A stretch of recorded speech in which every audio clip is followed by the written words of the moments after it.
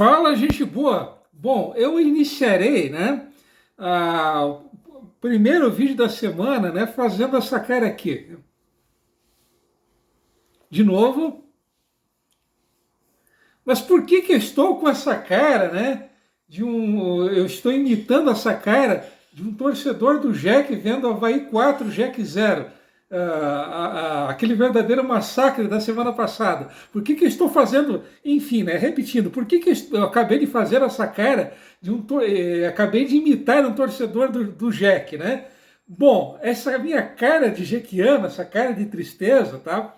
É que na semana passada eu cheguei, a mencionar, inclusive acho que até a mostrar a vocês uma foto de um daguerreótipo. Até vou mostrar de novo para vocês, tá? Só um instante. Para quem ainda não viu a foto, esse aqui essa foto que eu estou mostrando a vocês, tá? Repetindo, é uma foto de um daguerreótipo, tá? Eu fiquei de explicar a vocês na semana passada o que seria o tal do daguerreótipo, essa máquina bem esquisita, que vocês estão vendo, Bom, e eu acabei não dizendo, acabei não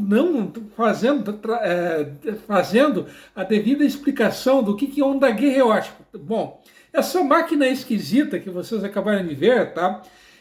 Eu diria que foi uma espécie de tataravó, tá? Das atuais câmeras dos celulares, Mas afinal de contas, que raio de máquina, era essa, o tal do daguerreótipo, tá? O daguerreótipo era uma espécie de uma máquina, entre aspas, uma máquina fotográfica que foi inventada em 1837 por um francês chamado Jacques-Louis Mandé Daguerre, tá? Bom, curiosamente, o nosso amigo Jacques, tá? O nosso amigo Daguerre, ele acabou falecendo em 1851, então ele faleceu no mesmo ano da fundação de Joinville, tá? O Daguerre, ele era um pintor de paisagens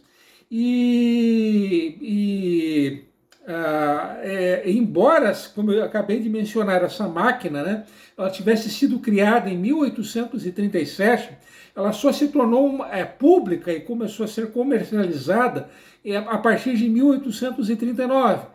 E ele acabou vendendo seus direitos, a patente, para o governo francês. Há uma controvérsia muito grande sobre quem teria sido o criador da fotografia, Embora muitos considerem o Daguerre como o inventor da fotografia, existem aqueles que dizem que o inventor da fotografia teria sido um físico inglês chamado Thomas Wedgwood, que em 1790 e mais tarde em 1802 teria tirado fotos, só que essas fotos eram fotos bem pálidas e elas acabaram não se fixando no papel, elas acabaram logo desaparecendo. Há quem diga que ao invés do Daguerre, e desse inglês, o tal do Thomas, um outro possível inventor da fotografia teria sido o Hercule Florence, que era um francês que passou quase toda a vida aqui no Brasil, vivendo na então Vila de São Carlos. A Vila de São Carlos hoje é Campinas.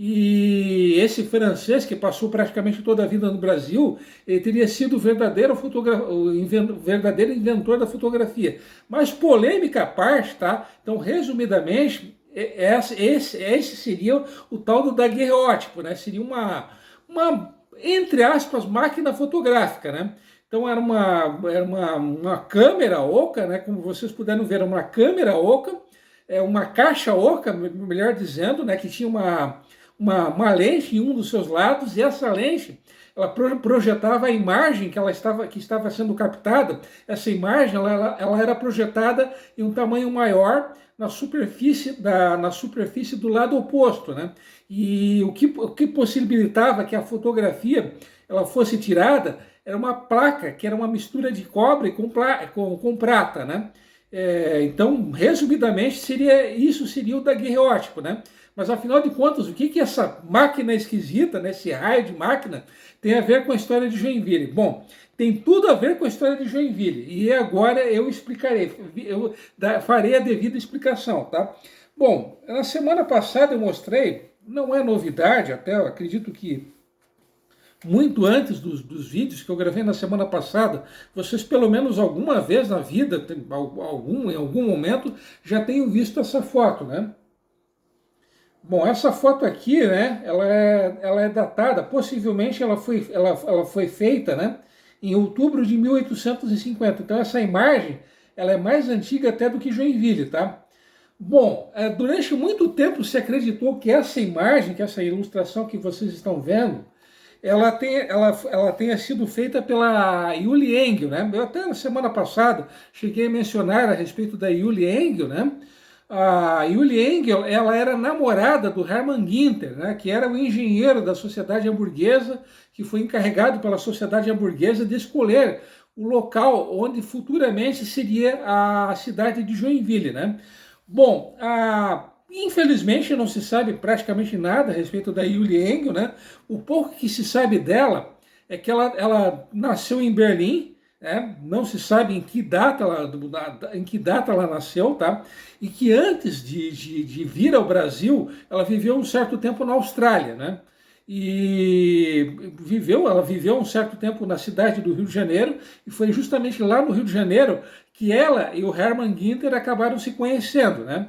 Então, e essa gravura, essa imagem que vocês acabaram de ver, ela foi publicada numa revista chamada Leipziger Illustrierte Zeitung, né? Então, essa revista, que era uma revista semanal, na sua edição de 3 de maio de 1851, ela acabou publicando essa imagem que vocês acabaram de ver, né? Então essa foi a primeira imagem, né, conhecida de Joinville, mesmo antes de Joinville existir, né?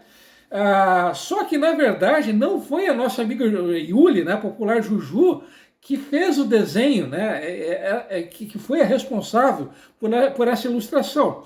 E aí é que entra a tal da máquina esquisita que eu mostrei ainda há pouco a vocês, tá? Na verdade, ela foi essa gravura, ela foi um daguerrótipo, né? Ela foi feita a partir de um daguerrótipo, tá? E o autor dessa entre aspas, fotografia foi o Leôncio Aubé. Leôncio Aubé, sobre o qual eu já comentei incontáveis vezes, que era o representante oficial do Príncipe de Joinville, tá? E que era uma daquelas pessoas, né, que a partir de 22 de maio de 1850 deram início ao embrião do que viria a ser Joinville, tá? Então o Leôncio, o verdadeiro autor dessa gravura, não foi a nossa amiga Juju, mas sim na verdade, foi o Leôncio Aubé, né? Mas mas afinal de contas, qual que é a prova, né? A comprovação de que o Leôncio Aubé teria sido o autor dessa gravura? Bom, em 30 de agosto de 1850, ele escreveu uma carta para o Dom Pedro II, né, relatando como estavam sendo os trabalhos, né, desse grupo, né, na verdade, eu tinha dito na semana passada que eram 9 pessoas, na verdade eram 8 pessoas, né?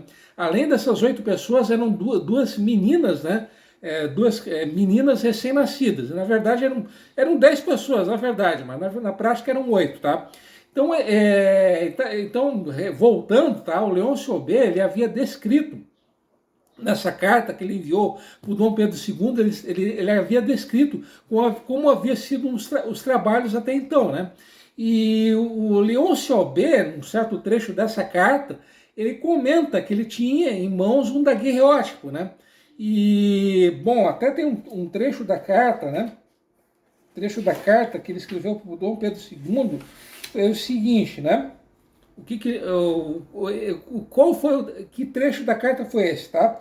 Bom, eu creio ter dito à Sua Majestade que eu tinha comigo um daguerreotipo, né?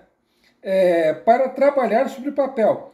Eu tive desde minha chegada alguns trabalhos que me impediram de entregar-me a essa distração. Entretanto, eu tirei 3 pequenas vistas da cidade de São Francisco, Então não foi apenas de Joinville que que o nosso amigo Leôncio B tirou fotos, né? Mas voltando, né? E mesmo que elas não sejam muito boas, bom, aí ele está sendo bem modesto, né? Mas voltando, né? Eu pensei que elas pudessem ser agradáveis à Vossa Majestade. E eu rogo a liberdade de vos enviá-los, né? Então, essa é a prova, né, de que o autor da gravura que vocês acabaram de ver não foi, repetindo, não foi a nossa amiga Juju, a Yulieng, mas sim o próprio Leôncio B, né? Ele que o responsável por essa foto, por essa gravura, por sinal ótima, né? Uma bonita gravura, né? E além dessa gravura, né, que foi publicada nessa revista, né, o Leipziger Zeitung, né, também havia mais uma outra gravura, tá? E além dessas duas gravuras, havia um relato, né? E esse relato era um relato bem cor-de-rosa do que viria a ser Joinville, né? Não era nada daquilo que estava sendo descrito, né? Bom, na semana passada eu tinha encerrado o último vídeo da semana passada comentando, né, que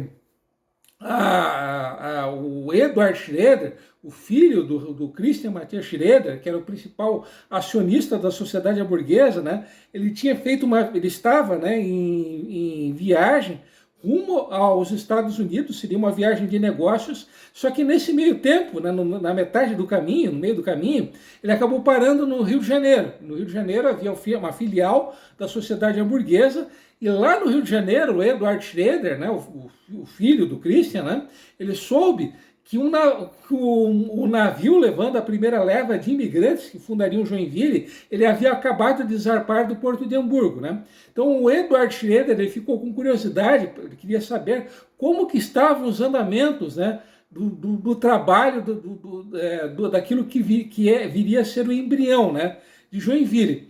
Bom, ele e um amigo dele, né, isso eu acabei não mencionando no vídeo da semana passada, esse amigo dele era um médico chamado Kestlin, né? Infelizmente são as únicas informações, as únicas coisas que se sabe a respeito do tal do amigo do nosso amigo Dudu, né, do Eduardo, né? Que ele era médico, obviamente, que além de médico o sobrenome dele era Kestlin, né? E, bom, ele, o amigo médico dele, né, o tal desse doutor, né, eles saíram do Rio de Janeiro no dia 20 de janeiro de 1851 em um patacho. Explicando bem rapidamente, um patacho era um navio veleiro, e era um navio veleiro bem pequeno e que fazia viagens apenas dentro de um litoral, do litoral de um mesmo país, tá? Então esse pequeno navio veleiro, chamado Pereira, tá? Ele partiu do porto do Rio de Janeiro, como eu tinha dito, em 20 de janeiro de 1851, e só chegou em São Francisco no dia 28 de janeiro. Como eu cheguei a comentar na semana passada, geralmente uma viagem marítima entre o Rio de Janeiro e São Francisco, ela demorava 3 dias, no máximo. Então essa viagem com o nosso amigo Dudu, ela levou 8 dias. Mas por que essa viagem ela foi tão demorada, né? Porque nesse meio tempo eles acabaram enfrentando 2 tempestades, né? Então, só que essas tempestades que o nosso amigo Dudu acabou enfrentando, né, durante essa viagem, né? Isso aí era café pequeno perto do que ele viria, tá? Bom, embora eles tenham chegado em São Francisco em 28 de janeiro, eles só partiram de São Francisco no dia 1º de fevereiro. Então eles partiram em uma canoa, em um bote, né? E esse bote, ele acabou chegando, né, nessa data de 1º de fevereiro, no que viria a ser Joinville, tá? Então imagine você vendo a Ana Maria Braga só de calcinha e sutiã. Então, isso é uma verdadeira visão do inferno.